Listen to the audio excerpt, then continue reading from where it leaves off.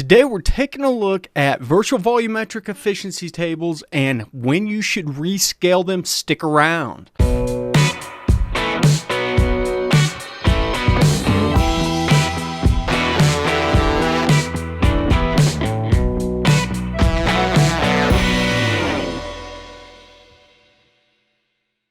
What's going on, everybody? Welcome back to the garage, and this one was requested by one of the viewers out there, and I think I've done this in the past, but it's been years ago, so we're going to jump back in, take a look at virtual volumetric efficiency and when you should rescale the table or rezone it, essentially. Because sometimes whenever we get into virtual volumetric efficiency, the zones start getting a little bit wonky, and we need to adjust them. So I've gone ahead and opened up my buddy Danny's tune here. Thanks, Danny. You didn't even know that you were going to be a part of this, did you? And first off, might look a little bit weird. This is a 3-bar setup, and whenever we go to a 2 or 3 bar setup, we've got to go into the row axis and edit it. So if this drop down here lists the defaults, this is 1 bar, 2 bar, 3 bar. We'll go 3 bar and show this out. So if we come up here and take a look at the 3D graph, this is basically a stock 3-bar kind of setup.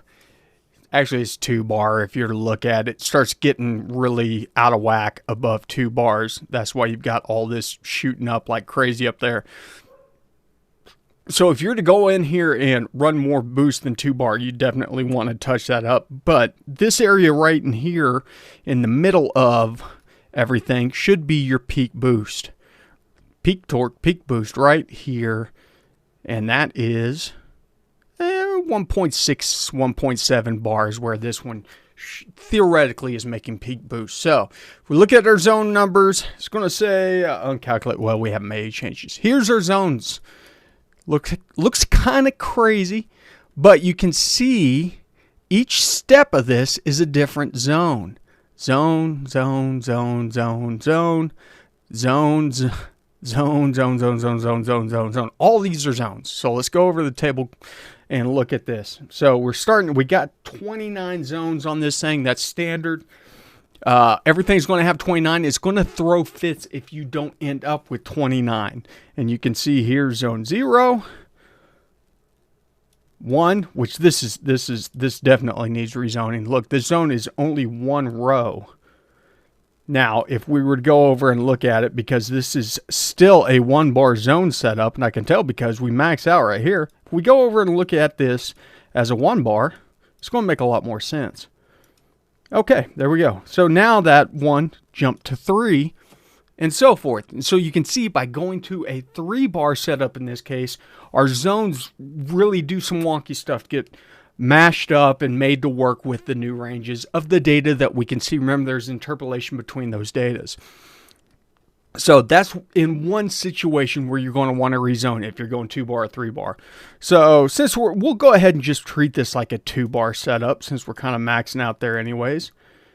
And we know that we're already going to have to kind of split this up specifically on our row split ups. Our columns stays about the same because our RPMs are staying the same. That doesn't mean down the road that we don't need to update our columns specifically for trouble zones, things like that, but we want to focus on our rows here first and kind of split these up where we've got better balance, at least down low, up until 2 bar. So what we're going to do is we'll come over here to our airflow speed density and look at our actually dynamic and look at our zone RPM boundaries. We're looking for pressure ratio boundaries. Okay. These represents the first column, second column, third column, fourth column, fifth column so far. And this is the rows in which the columns are split. We know that we're going out to a pressure ratio of 2.0. This is basically setting our last zone at 0.8. We don't need to go and add a complete 1 to this, but I may come in here and quickly put a 1.5, and that's going to create a zone from 1.5 down to 2.0 in our 2 bar setup. and there's no necessarily wrong or right way of doing this. In fact, you can tune a 2-bar setup on a 1-bar zone setup. You don't have to do this. It's just that that big zone that we saw down in the corner is not going to be easy to tune because there's only so many shapes that that thing can fit. And the bigger the zone is, the more data that has to get mashed around and jammed into something that fits one of our acceptable shapes. So now that we've got kind of that big base zone down here, I might come in on this one and go 1.2. And you'll notice I'm not really concerned about the separation, like there's 0.5 and 0.6 on this. That's close enough. I don't care about that. I just want to create a broader range of zones in there. And so for the next one, I'm going to come in and do 0.9. And we'll do 0.6. And finally, 0.35 across the board here, which didn't take those, 0.35. Okay, so we can close this out, come in, look at our VVE table. Ooh, where'd it go? It's over here. Pull it in here. Okay, so here's our new VVE table. You can see the areas highlighted where the zones have been shifted, or the data has been shifted within the zone to make the new zones match those magical shapes that we talked about. It's got to be like a slant or a dome or a bowl. Can't be an S curve, can't be super wavy, stuff like that. There's only so many directions that these things can go in. So now if we show our zone numbers, you can see that we've got a lot more separation on our zones. Zone 0, Zone 1, Zone 2, 3, 4, and then our big zone down here.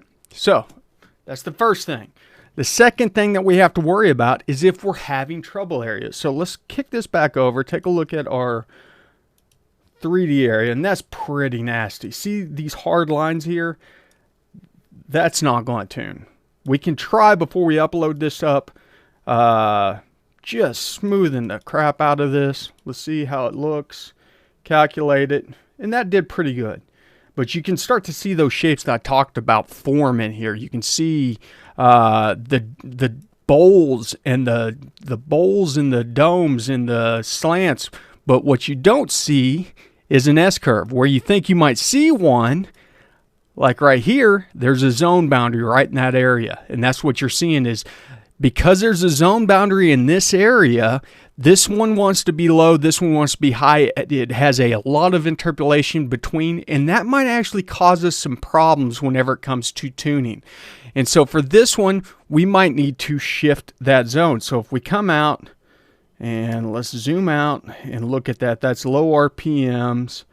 And that is in the around the 1 pressure ratio area. Oh, wait a second. Yeah, I know. So we're going to be about in that zone right there. Let's go look at our numbers. So we're either on zone 3 or zone 9. Zone 3 or Zone 9 we're having issues with. I'm going to go back in here and look at where those separate at 0.91 down to 118, so probably 120. So it's going to be this area, these 4 kind of areas right here. So I want to go ahead and drop these down to 0.83. And maybe take these up to 1.3 to create a bigger area there that fills that overlap. So let's see our new table. Take a look at our 3D. And we kind of created that zone. You can see where it's softened up that area a little bit. And it might make it more tunable. There's that dip there still ugly, but I'd come in here, blast it with a smoother too. Calculate it and look at it. And for that whole area, we're probably going to just need to smooth it out before we tune it. It's not bad. Not bad. Okay. So the same thing can happen, though, whenever we need to start looking at RPMs. If we're dealing, say, with a troublesome idle area, 800, and this is kind of based on where pressure ratio is. This area down in here is going to be our idle area. We might need to blow that zone out a little bit. It's pretty smooth there because it's tight. And the thing about it is, the smaller the zones are without getting too small, you can have fluctuations from one to the next. That's why we normally put a big zone out on the top like this, is because this big zone out here should be fairly smooth. Shouldn't be a lot of up and down on there. Down here in these areas, we're going to get a lot more jaggedy stuff, etc. As you get down into this area, though, that's whenever you start filtering the MAF with it. It's blending to give you that dynamic airflow value, and it's less critical. Now, because of all of this, you got to keep in mind that you're never going to get virtual VE perfect. It is impossible. It's just not going to happen. So get it as close as you can. Adjust the zones if you need to. Make bigger zones, for the areas where the data is real smooth and where you're having hard edges pop up, or the data is maybe jumping around a little bit more. Maybe make smaller zones around there. And then you can always try the old zone by zone tuning. It's kind of a pain in the butt, but it seems to work pretty good. Also, go check out Silver Surfer's stuff on this. He's in my friends list if you go back to the homepage. And he's got some pretty cool VVE stuff on there. But this is kind of the basics of doing the rezoning stuff on virtual VE. If you have any questions, hit up the comments down below. I'm going to jump off here. I got to get cleaned up. I got a live show tonight. I'll talk to you guys later. You know the drill. Thanks for stopping by the garage. Remember, ABT, always be tuning.